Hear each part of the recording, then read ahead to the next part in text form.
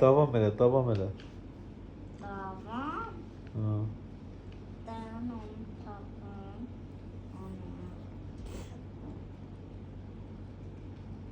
Tez ol, video gedir, davam elə. Dayan. Tez elə. Tez ol, tez ol.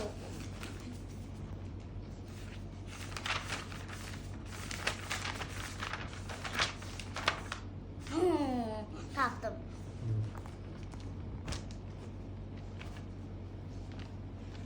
Lelek uçup yorulmuştu. O cördə dincəlmək qərarına çatdı. Elə təzəcə dincəlmişdi. Çox xilasıdı. Çəməkdi. Küləyin köməyi ilə Lelek səs gələn tərəfə uzaq getdi. Batan balaca hörümçəyimiz.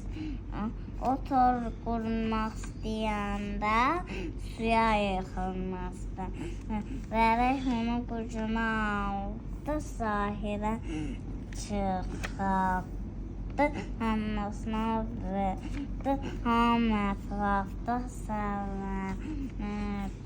Xilascılanmaq çox gözəldir. Necədir?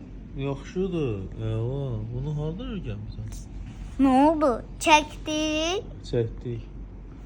Baxaq görək.